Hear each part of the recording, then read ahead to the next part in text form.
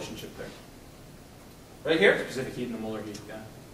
So you have molar heat capacity, right? Joules per mole C. Right. To convert to joules per gram C, you need to know the molecular weight of copper, iron, aluminum. So all these have different grams per moles, right? And so this is per mole, this is per gram. So when it's per mole, the key is per mole, you know, how many atoms are in 1 mole of copper? Avogadro's number, 6 times 10 to the 23rd. How many atoms are in 1 mole of aluminum? Avogadro's number. Same number of atoms, right? That's why you have the same molar heat capacity, because we built up this molar heat capacity from this, right? These are just atoms moving. It doesn't matter if this is a carbon, or a nitrogen, or a gold, or a selenium, or a copper. So all the molar heat capacities are the same, because the theory is built on this. But the specific heat capacities, or the gravimetric heat capacities per gram, are all different because you have this very similar value, and you have to take the molecular weight into account. And all the elements have different molecular weights. Questions on this? Remember to go all the way back. I think we go all the way back to lecture 5, right? Remember to go all the way back there. Yes?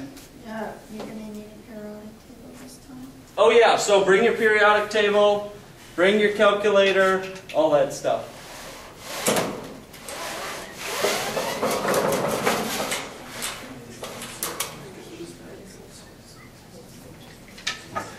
Other questions? Yes? There's a bullet that says reference states for entropy, enthalpy, and Gibbs free energy. I was Yep. wondering what the reference state was for Gibbs free energy. Is it, well, so we write delta G 0, right? Yeah. So what do you think the reference state is? This is just 298. 298, 1 atmosphere, right? Okay. So can you calculate, when is the Gibbs, well, let me not say that. Can you calculate an absolute Gibbs free energy? No, you can just calculate a change, right? A change from one state to the other. Can you calculate an absolute enthalpy, delta H? No. No. Can you calculate an absolute entropy, delta S0? When is delta S0 0? That's 0. 0K for perfect crystal. When is delta H 0 0?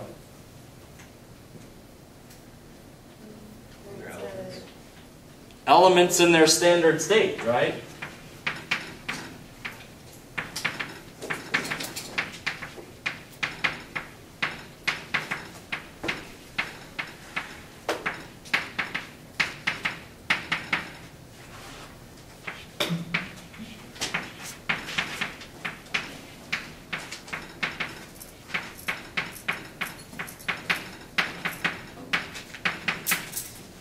And we don't have a situation where delta G is 0.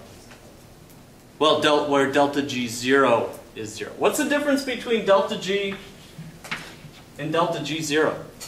Is there a difference? Temperature and pressure. This is taken at 298. 298. Okay. And 1 ATM. What's this? Well, do we have an equation for delta G?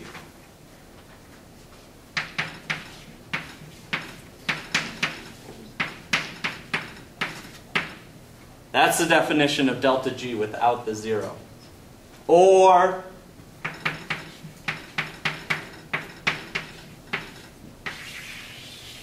something like that. So if it doesn't have a little 0 above it, how do we handle the zeros again? What's a very convenient formula to calculate what the delta S zeros?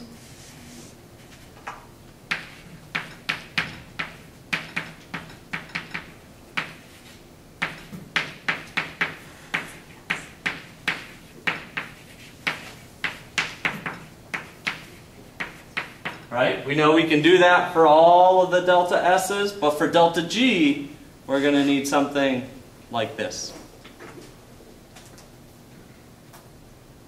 What was the question again? Did I answer it? Yeah, you answered it. Okay. Other questions? Yeah. So are the reference states for entropy and enthalpy, is that just that 0 that means 298K at 1 ATM? Yeah, so if it has a little 0, Is that the reference state? well, it's, no, this says the delta G at standard conditions. So the reference state for delta S0 is perfect crystal is 0 at 0K.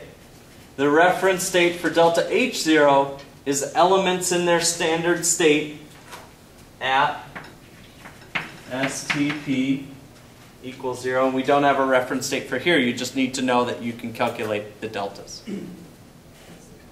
So it's just important, the reference state, it's important to know when these quantities are 0. What's the units on delta S0? Joules per K? Or joules per K times mole, you know, depending on what we're interested in. What's the units for delta H0? Joules or joules per mole. Of course, it could be kilojoules, either one.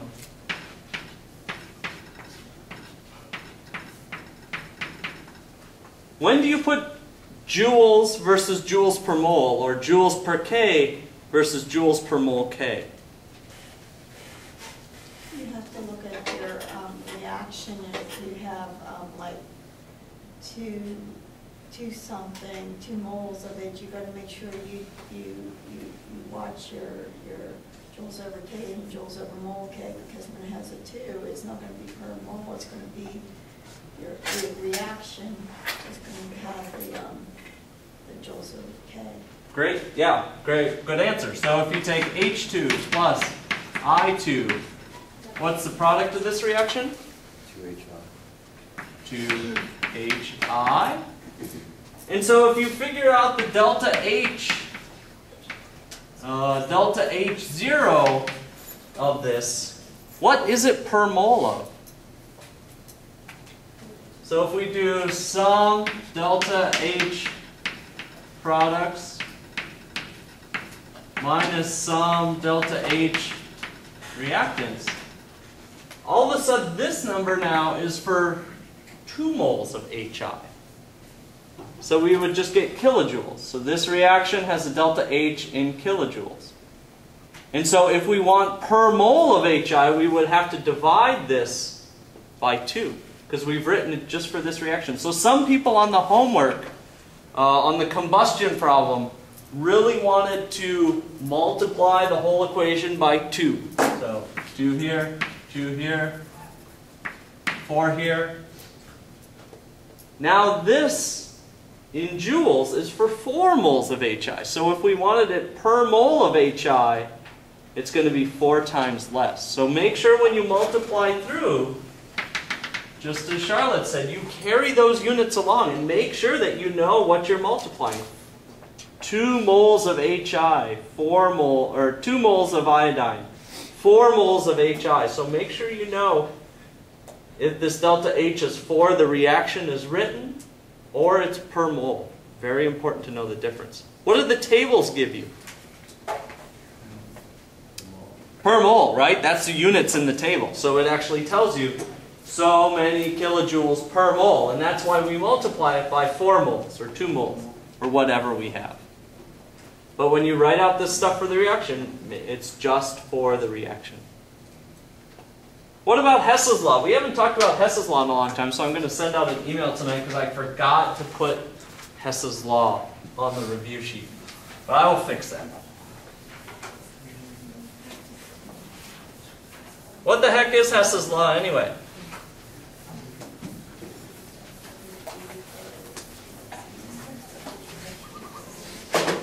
Let's see, what's a good one? Well, we had some problem where you take N2 plus O2 goes to 1/2 NO.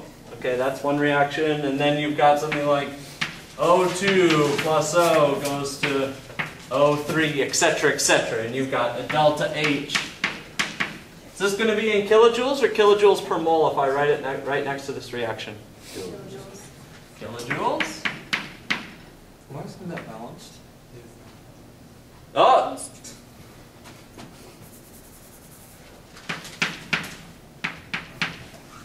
There you go. Well, it could be. So this is kilojoule. It could be kilojoules as written, but we could take it somewhere else and it could be kilojoules per mole. Or,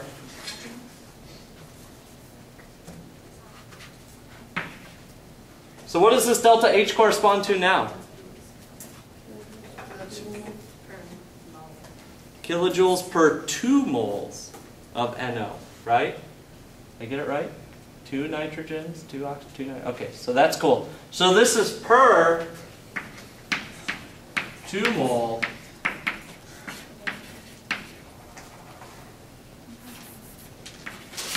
of NO. And so Hess's law tells us that we can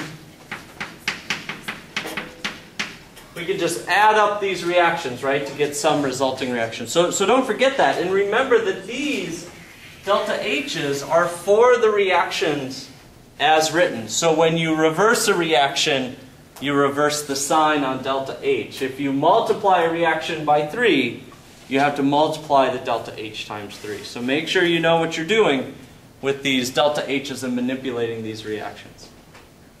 Does anyone need a Hess's law problem from the beginning? No? Yeah, let's do it. Okay. Let me find one in the book.